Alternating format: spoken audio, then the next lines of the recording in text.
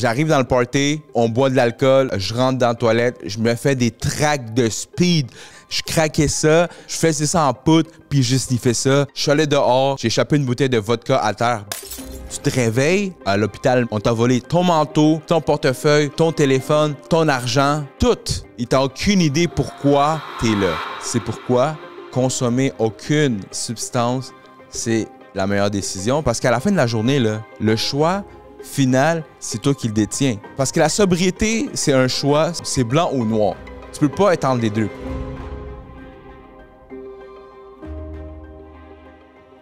Bonjour tout le monde, ici Baron Yatako pour Privé. Aujourd'hui, on plonge dans une conversation intime entre c'est quoi la sobriété et le rétablissement. Donc moi, ça fait à peu près 560 jours que je suis sobre en ce moment et je veux vous partager mon cheminement à travers la sobriété, mon cheminement à travers mon rétablissement. Et j'ai vécu beaucoup de défis, beaucoup de choses que je vais partager avec vous dans cet épisode-là. Avant de commencer, guys, je veux juste dire un gros merci à Pizza Salvatore de nous supporter dans ce projet-là de podcast. Si jamais vous voulez commander une pizza Salvatore, allez sur le www.salvatore.com. Vous allez avoir les meilleurs deals directement de leur site web. Ensuite de ça, merci aussi à Shop Santé. Pour de vrai, pour moi, l'entraînement physique et la course, c'est deux piliers de ma sobriété. Donc, je remercie vraiment Shop Santé de pouvoir me sponsoriser sur cette aventure qui est privée et toute cette aventure-là qui est le podcast, course, marathon, etc. Et pour votre prochain achat sur leur site, utilisez mon code BY10 pour un 10% de rabais. Merci encore à Shop Santé, guys. Merci encore à mon barbier, Angelo Prestige, qui me met on point pour chaque épisode. Allez le suivre sur Instagram. Il se déplace, barbier à Terrebonne, à Montréal. Top qualité, guys. Donc, on commence avec le podcast. Bienvenue à Privé. What's up tout le monde? Ici Baron Yatako pour Privé. Donc, aujourd'hui, on va parler de la différence entre sobriété et rétablissement. Donc, aujourd'hui, on va parler de mes défis durant ces 560 jours de sobriété. Qu'est-ce que j'ai trouvé le plus dur? Encore là, j'ai beaucoup de cheminement à faire. Mais par contre, il y a beaucoup de choses qui pourraient aider des gens. Je veux dire, c'est le parcours de sobriété n'est pas toujours aussi facile qu'on pense. Il y a beaucoup de gens qui pensent que devenir sobre ou arrêter l'alcool ou quelques substances en tant que telles, c'est la solution magique à tout. Mais guys, c'est pas vrai. Je veux dire, c'est pas la solution magique. Si c'est pas plus dur en tant que dépendant ou en tant qu'ex-alcoolique ou ex-addict, je pense que quand tu arrêtes de consommer, ben, tu vis encore plus les émotions et ça fait en sorte que tu vis tes émotions en vrai, en chair et en os, comme une personne normale. Je dis pas qu'on n'est pas des personnes normales. Je pense que les gens vont relate à ça parce que même moi, dans mon parcours de sobriété, je pensais qu'en arrêtant de consommer de l'alcool ou de la drogue, ben, que mes problèmes allaient être réglés. C'est pas vrai, c'est pas vrai. Mes problèmes n'ont pas été réglés. Je trouve que, je pense que même en arrêtant l'alcool ou la consommation, ben, tu fais face à tes problèmes. Donc, tu vis tes problèmes au 100%. Tu as une rupture amoureuse, tu vas le vivre à 100%. Tu as accompli quelque chose de bien, tu vas le sentir à 100%. Il y a quelque chose de tragique qui arrive dans ta vie, tu vas le sentir à 100%. Donc, c'est ça que moi, je pensais. J'ai dit, OK, ben, je vais devenir sobre, ça va m'aider. C'est sûr que j'avais déjà essayé auparavant d'être sobre. Ben, ça n'a pas marché. Ça a marché durant quelques temps. Comme je l'ai dit dans un épisode précédent, une des raisons, c'était à cause que je me rencontre de Maxime Martin. Mais il y a aussi eu la naissance de mon petit-neveu, ma relation en tant que telle, ça détruisait de plus en plus mon ancienne relation. Bref, plusieurs choses que je reviendrai dans un autre épisode. Mais comme je vous dis, moi, je pensais qu'être sobre, ça allait régler tous mes problèmes, mais c'est pas vrai. C'est pas vrai qu'en étant sobre, ça règle tous tes problèmes. C'est encore pire. Quand tu es sobre, tes problèmes, tu les vis en 100%, à 1000%. Ils sont devant toi, puis il faut que tu les affrontes. C'est ça la réalité d'être sobre. Et c'est pourquoi que dans cet épisode, je vais parler de ma sobriété et de mon rétablissement parce que c'est des choses importantes à savoir. Même encore là, je suis dans mon processus de rétablissement parce que je pense qu'au début, j'étais pas vraiment dans un rétablissement. J'étais plutôt dans la sobriété et rétablissement et sobriété, ça va ensemble. Et là, détrompez-vous, là. Et là, détrompez-vous, là. Là, est-ce que vous avez remarqué que c'est pas la première fois que je dis détrompez-vous? Je l'ai essayé une couple de fois avant de le dire. Bref, juste pour vous dire que détrompez-vous, je suis pas une personne qui est à son 100% du rétablissement. J'ai encore des choses à apprendre. Je veux juste partager mon parcours parce que je pense que dans le rétablissement, dans la sobriété, il y a beaucoup des stades. Moi, ça fait juste 560 jours, mais je pense que j'étais dans le rétablissement avant d'être dans la sobriété auparavant. Je sais pas si ça fait du sens. Si ça fait pas de sens, écrivez-le dans les commentaires ou peut-être ça fait du sens. Bref, je pense que j'ai déjà été dans le rétablissement avant d'être dans la sobriété. Bref, c'est pour ça que je veux partager cet épisode-là avec vous. Donc, être sobre pour moi, ça signifie vraiment l'arrêt de consommation d'alcool. Pour moi, l'alcool, c'est vraiment une des substances que je consommais le plus, aussi la plus accessible. Mais c'est sûr, après ça, après l'alcool, il y avait le speed, il y avait aussi la cocaïne. Et c'était pas mal ça pour de vrai, mes 3 drogues de choix, mes trois substances de choix. C'était pas mal ça, mes 3 substances de choix. Pour de vrai, une des fois des plus pires, je pense. Donc, je vais vous conter une des anecdotes qui est arrivée que j'ai perdu le contrôle en consommant de l'alcool. Et c'est drôle parce que, en fait, c'est pas drôle, mais dans un sens, c'est drôle que ça soit avant que je me rende compte. Puis, cet événement-là a été quand même très tragique, mais sur le coup, moi et mon ami on ne s'avait pas rendu compte de la gravité de ce qui s'était arrivé. Bref, j'avais à peu près alentour de 16-17 ans, si je ne me trompe pas. Et cette soirée-là, j'étais avec un de mes amis, un de mes bons amis, qui est encore dans ma vie, un très, très bon ami de longue date, mon meilleur ami. En fait, on était dans mon sous-sol, on chillait, puis moi, ma mère était vraiment une mère latina, vous savez déjà, très protectrice, un peu trop même. Bref, Charlotte à ma mère, elle a fait un excellent travail comme maman. Ensuite de ça, donc on avait 17 ans, à l'entour de 17 ans, j'étais dans mon sous-sol, on avait acheté des bouteilles d'alcool, 2 Carantos de vodka, Sky, notre boisson préférée. Puis là, on commence à boire dans le sous-sol. Mes parents, je sais pas, je me rappelle plus s'ils savaient ou ils ne savaient pas. Bref. Finalement, moi, je sors de chez nous en comptant des menteries. Puis là, vous allez dire, crème, man, t'avais 17 ans. Ta mère, il fallait que tu demandes encore une permission pour sortir à 17 ans. Parce que je sais ici, dans la culture québécoise, pas tous, mais en général, sortir à 16-15 ans à 10 h le soir, c'est normal. Mais moi, j'avais une mère latina. Donc, moi, j'avais une mère latina. Donc, c'est pas pareil, guys. C'est pas pareil, là. Tu sais, moi, mon ami avait 14-15 ans, puis il sortait à n'importe quelle heure, là. Moi, à 14-15 ans, il fallait que je rentre chez nous à 8 h max, là. Tu comprends? J'abuse, là, mais je veux dire que c'était quand même très strict. À un moment donné, j'ai dit à mes parents, je vais aller au McDonald's avec mon ami. D'accord, tout est beau. Je sors de la maison. On s'en va pas au McDo, on s'en va dans une autre place qui est à peu près à une vingtaine de minutes où j'habitais. Donc, on débarque là-bas. C'était un party avec des gens à Repentigny.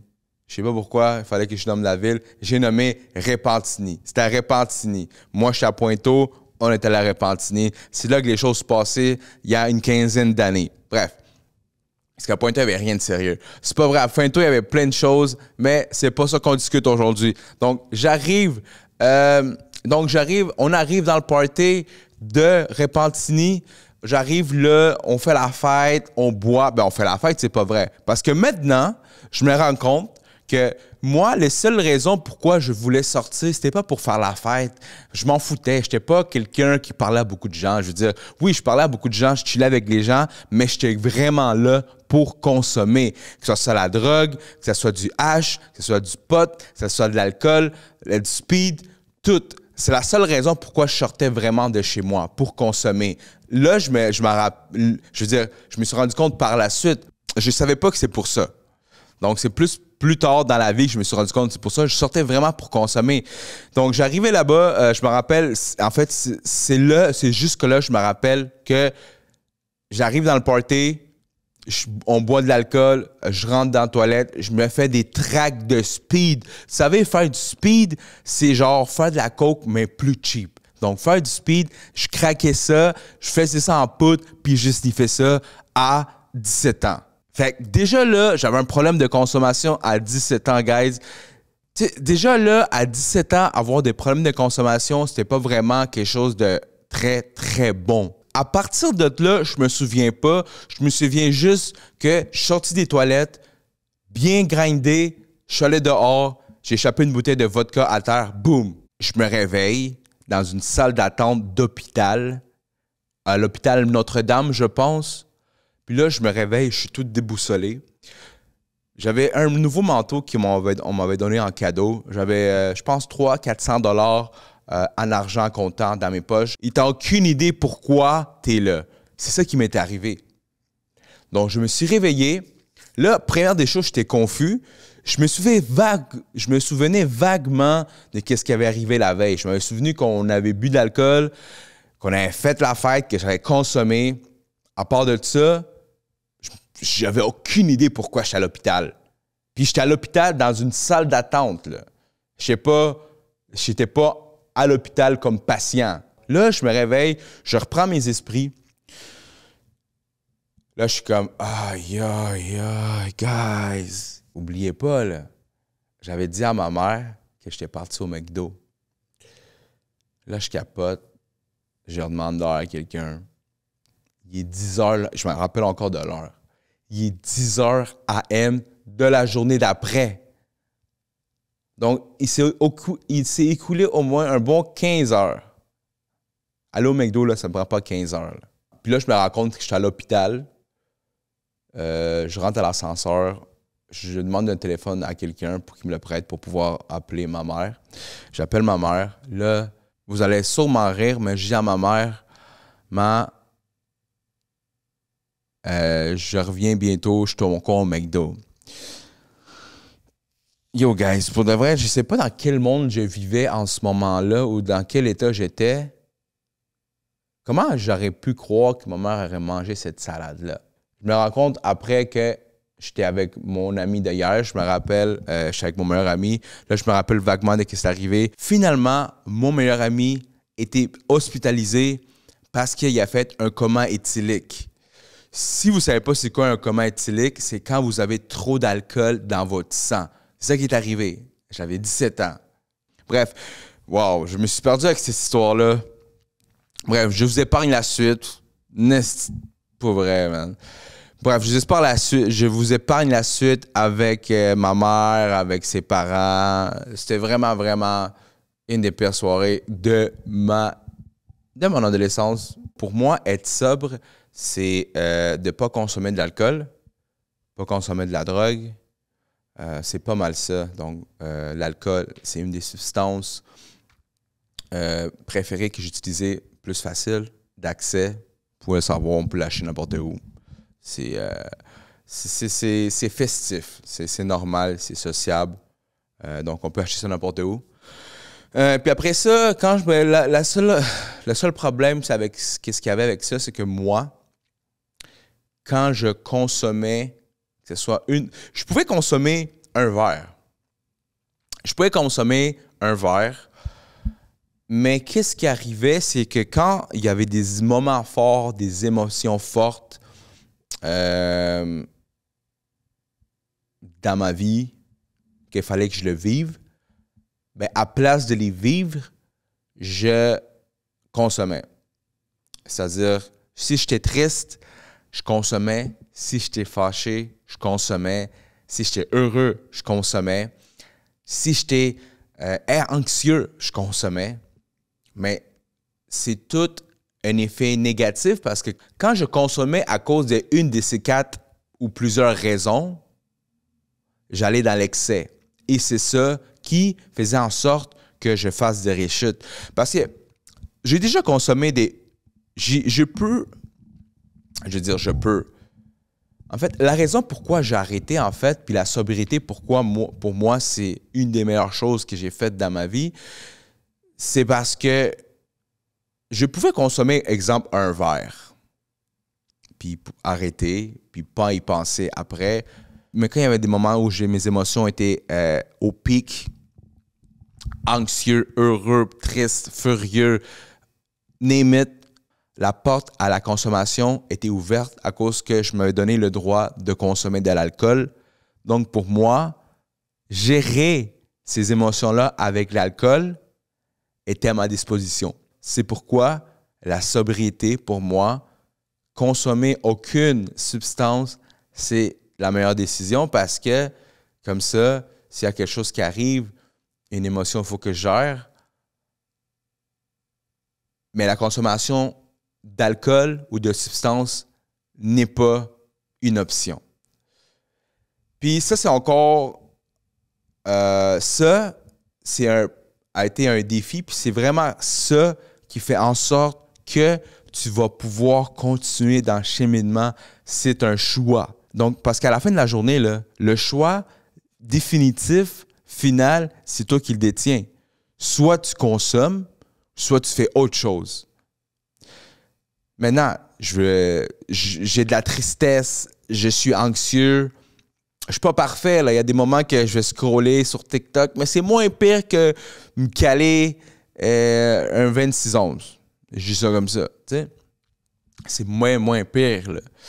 Mais maintenant, exemple, je vais aller courir à l'extérieur, je vais aller au gym. C'est pas mal ça pour de vrai que je fais.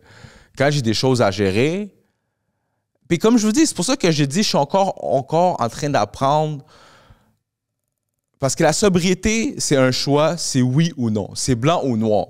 Tu peux pas être entre les deux, pour moi. La sobriété, c'est soit tu consommes, soit tu consommes pas. Il y a des gens que c'est différent, puis je respecte tout à fait leur choix. Moi, c'est mon cheminement. Qu'est-ce qui marche pour moi ne peut aussi pas marcher pour quelqu'un d'autre. Mais pour moi, pas consommer, c'est qu'est-ce qui marche avec moi. C'est pour ça aussi que je dis que les rétablissements, des fois, je suis encore là-dedans et des fois, je trouve que je ne suis pas encore à mon top de rétablissement parce que des fois, il y a des émotions que je reçois que je ne veux pas dealer avec. Je vous donne un exemple.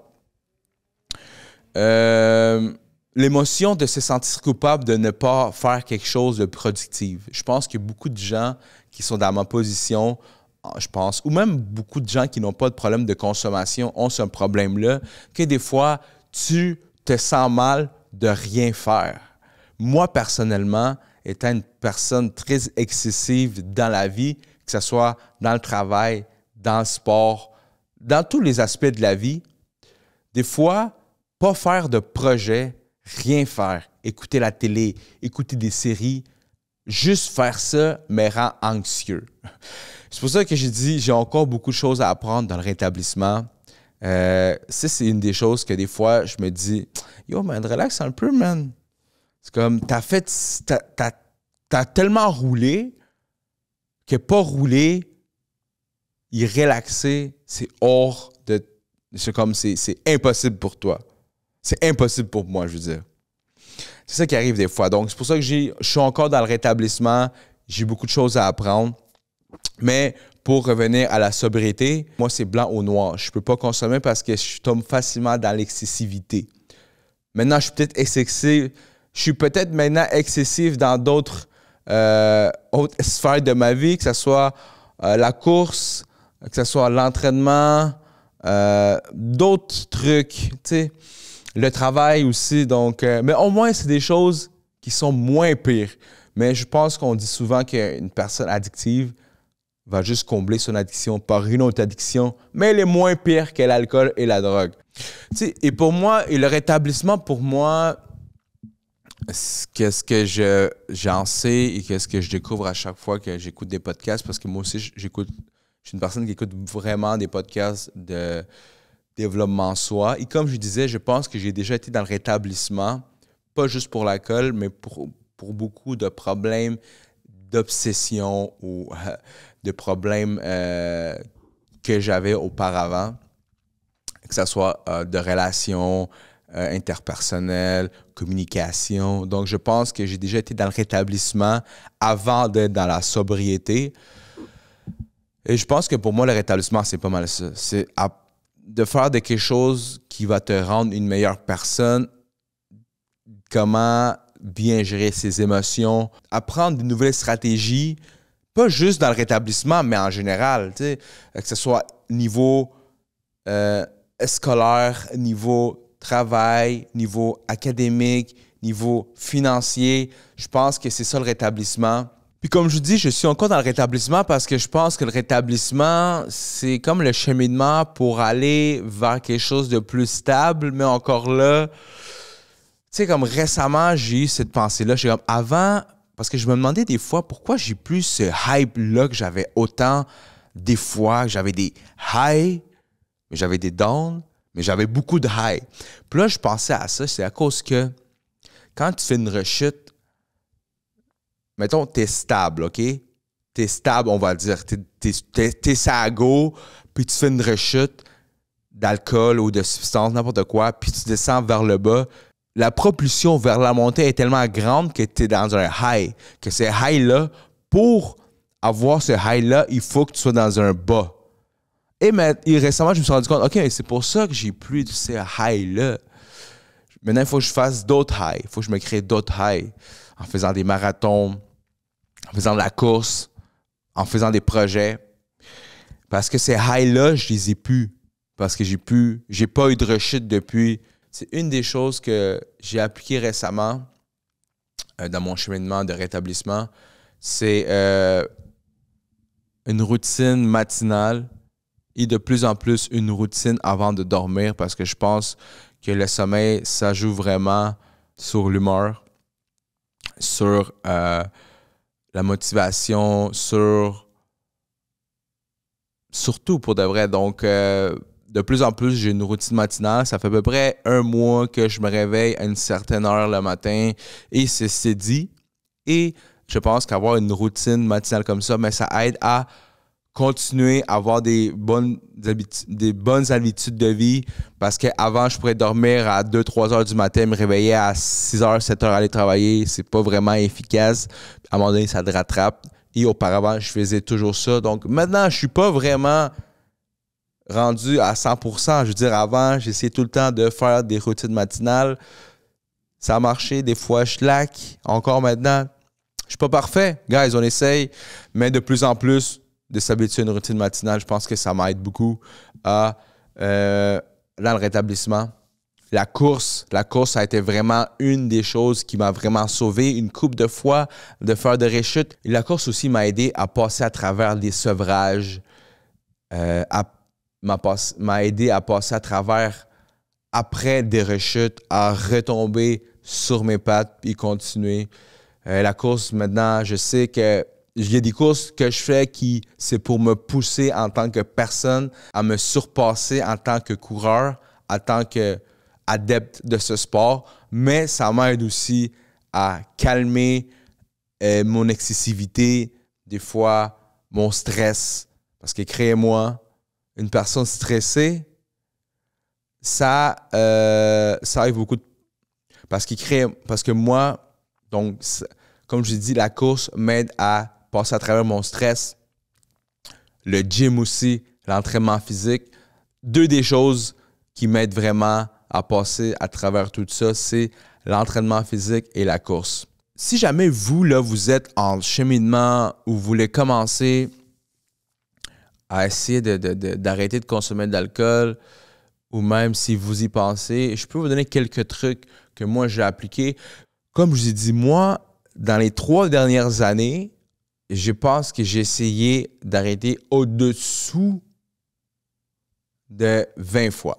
Si c'est pas plus, peut-être moins, je ne pourrais pas vraiment avoir le compte exact, mais j'ai essayé d'arrêter vraiment, vraiment beaucoup de fois. J'étais conscient de mon problème. J'écoutais, comme je vous ai dit, beaucoup de podcasts. Il y a beaucoup de podcasts que vous pouvez aller voir sur YouTube. Si ce n'est pas des podcasts, des vidéos qui parlent de la consommation, des entrevues des gens qui peuvent des fois vous aider, puis connecter avec ces gens-là. C'est pour ça aussi que je fais ces podcasts-là. Et ça fait en sorte que ça peut t'aider dans des situations très, très où tu as fait une rechute et tu veux passer à travers, ou sinon même à éviter une rechute. Mais sinon, il y a beaucoup d'outils que tu peux trouver juste en tapant sur Google dépendance. Tu as des centres. Tu peux même avoir une travailleuse sociale qui te suit, tout ça gratuitement. Donc, je te conseille d'utiliser ces ressources-là. Moi, personnellement, j'ai écouté beaucoup de podcasts. J'avais des bons amis. Ton entourage aussi fait en sorte que tu réussisses. Si tu as une famille aussi, très important. Mais le plus important, c'est toi, man. Le plus important, c'est que toi, tu veuilles. Puis que c'est un processus, comme je vous dis. Moi, j'ai essayé tellement de fois d'arrêter carrément, mais j'ai eu des rechutes. Puis, tu sais, we never know, guys. We never know. On ne sait jamais. Il faut juste que tu commences, comme les gens disent des fois, une journée à la fois, 24 heures à la fois. Fais-toi des projets pour de vrai. Trouve quelque chose que tu aimes. Puis des fois, c'est dur de se réveiller le matin puis tu te dis pourquoi je fais ça, pourquoi je fais ci. Mais la meilleure chose, c'est de le faire pareil. Parce qu'il y a des jours que tu vas te réveiller puis tu vas vouloir pas faire des choses en général. Que ce soit ton projet, aller travailler. Mais il faut que tu fasses pareil. Puis je pense que la sobriété, c'est la même chose. Même affaire. Tu te réveilles, t'es là, tu passes à travers la journée, une autre journée, ainsi de suite. Donc, guys, je pense qu'on a fait un bon tour de qu'est-ce qui est, pour moi, la différence entre la sobriété et le rétablissement. J'espère que ça va vous aider un peu dans votre parcours, dans votre cheminement. Même si vous n'êtes pas dans la sobriété, c'est pas le but vraiment de vous dire d'arrêter complètement de l'alcool, mais des fois, peut-être, si vous êtes une personne qui côtoie ou qui a une personne proche qui vit un moment difficile ou qui a des problèmes d'alcool ou de drogue, envoyez-lui cet épisode-là. Ou même vous, juste pour vous informer, pour pouvoir en parler à un autre membre de la famille, à un ami, à un collègue. Ça fait la grosse différence. Comme je vous ai dit, guys, c'est le cheminement, c'est votre cheminement. Si vous êtes en processus d'arrêter de consommer ou de vouloir, ou si vous êtes en ce moment même dans un cheminement où vous avez fait une rechute, puis vous dites « Tabarnak, man, j'ai encore fait une rechute, guys, c'est pas grave. » C'est pas grave. Tant aussi longtemps que vous n'avez pas fait des gestes irréparables, bien sûr, mais juste take it easy, bro. Take it easy. Fais ce que tu as à faire. Chacun son cheminement. Moi, j'ai arrêté une couple de fois. J'ai fait vraiment une couple de rechutes. Et en ce moment, j'essaie de partager mon cheminement avec vous. Donc, c'est pas mal ça, guys. Merci d'avoir pris le temps d'écouter ce podcast-là. N'oubliez pas de nous suivre sur Instagram, sur YouTube, sur Spotify. Je vous invite aussi de partager votre expérience dans la section commentaires. Sinon, envoyez-moi un DM. Peut-être que je pourrais en parler dans le prochain épisode sans vous nommer. qu'il y a des gens qui peuvent s'identifier. Donc, je vous encourage à partager votre expérience dans la section de commentaires. Sinon, posez-moi des questions que je pourrais répondre au prochain épisode du podcast. Merci beaucoup. Un autre épisode privé, sérieusement, guys. Donc, guys, abonnez-vous, partagez, likez. C'est pas mal ça. Peace out. Au prochain épisode.